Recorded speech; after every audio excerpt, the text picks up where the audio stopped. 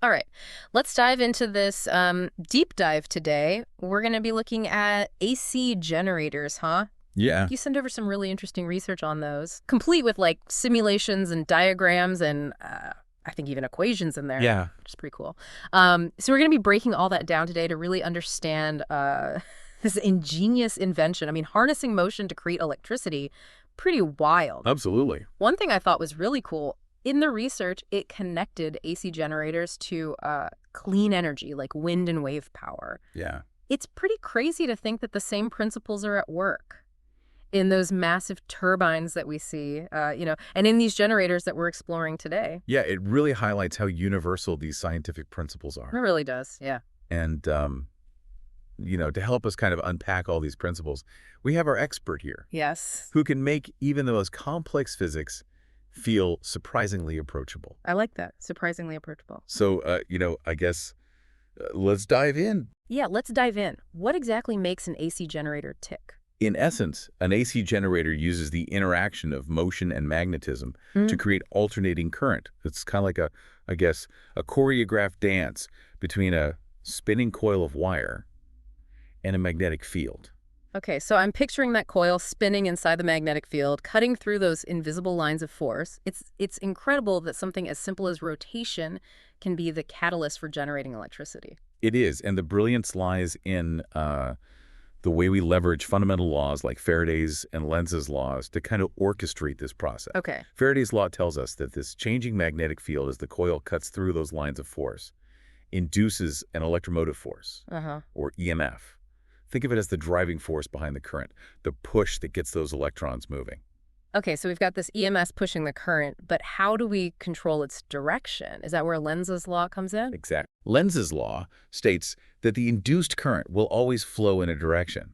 That opposes the change that created it. It's kind of like a natural balancing act. Interesting. What's fascinating is that this opposition actually plays a role in limiting the power output of a generator. Oh, wow. It's a delicate dance between generating electricity Yeah. and managing the forces at play. That's a really interesting point. I hadn't considered that Lenz's law would actually limit power output. It makes me appreciate the intricate design of these generators even more. And speaking of design, the source material you provided includes an interactive simulation, which is fantastic, I mean, for visualizing all of this. We can actually manipulate different variables and see how they impact the generated current in real time. Yeah, those simulations are incredibly valuable for, Mhm. developing a deeper understanding. We can change the speed of the coil's rotation, the strength of the magnetic field, Okay. or even the size of the coil itself, and observe how these changes influence the induced current. It's like having a virtual lab at our fingertips. Yeah. Yeah, for sure. It really helps connect those abstract equations to something tangible and dynamic. Mhm. I spent a while playing around with the different variables and seeing how they influence the current. But what really blew my mind was the ability to visualize the actual flow of electrons within the coil. Right, right. Yeah. This simulation allows you to toggle between visualizing the conventional current flow and the electron flow. Yeah. It's a great reminder that while we often talk about current flowing from positive to negative, the actual movement of charge carriers, Mm. the electrons, is in the opposite direction. It's like seeing beneath the surface, Yeah. understanding the intricate dance of those tiny particles that are powering our world. Such an amazing visual representation of a complex concept. Now, I have a question about another key component that's mentioned in the material, the slip rings. I admit I was a bit fuzzy on their function before diving into this research. Yeah. So the slip rings are essential for maintaining a continuous flow of electricity from the rotating coil to the external circuit. As the coil spins, these rings provide a constant connection, preventing the wires from getting, tangled up and ensuring a smooth transfer of power. Okay, so it's like they're the unsung heroes of the generator, enabling that seamless flow of electricity from that spinning coil to the power grid. The source material also mentions adding a soft iron cylinder within the coil. What's the advantage of that? Well, the iron core serves to intensify the magnetic field. You see, iron is a ferromagnetic material, meaning it's strongly attracted to magnets. So by placing it within the coil, we essentially boost the magnetic field lines passing through it, which in turn enhances the induced EMF. So it's kind of like giving the magnetic field a boost. Exactly. Makes the generator more efficient at converting that mechanical energy into electricity. Precisely. It makes you appreciate how much thought goes into optimizing these machines, No. all the different factors that play a role. It reminds me of the challenge that was posed in the research for like advanced learners, encouraging them to design their own AC generator simulations with added features. Oh, yeah. That's pretty neat. It's a great way to kind of take this theoretical knowledge and apply it to real-world problem solving. Absolutely. And that's where things get really interesting. We could explore ways to model energy loss due to friction or heat, or incorporate different types of load resistances to simulate how the generator would perform under various real-world conditions. Yeah, like what if we could simulate different generator designs? Yeah. Maybe explore the potential of alternative materials or coil configurations. What if someone could design a simulation that accurately models the complexities of a massive power plant generator? Like the possibilities for innovation and optimization are huge. Imagine being able to, virtually test new generator designs before building them, Right. optimizing efficiency and potentially reducing our reliance on fossil fuels. It highlights the power of simulations as tools for driving technological advancement. It's like having a virtual proving ground for the next generation of clean energy solutions. Whoa, okay, I'm getting a little carried away with the possibilities here. But I think it's important to step back and acknowledge the foundation that we've built today.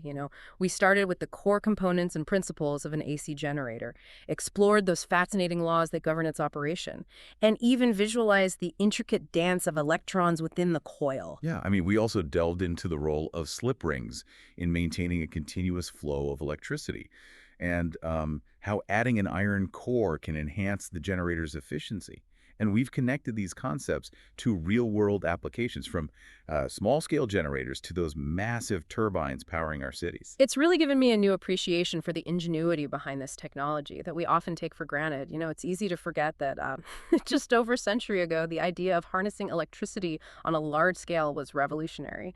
And now it's the invisible force driving our modern world. And as we move towards a future increasingly reliant on renewable energy sources, understanding these fundamental principles becomes even more crucial.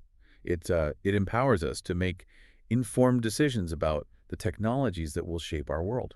Speaking of those technologies, the research mentioned an interesting analogy, comparing AC generators to wind turbines and wave energy converters.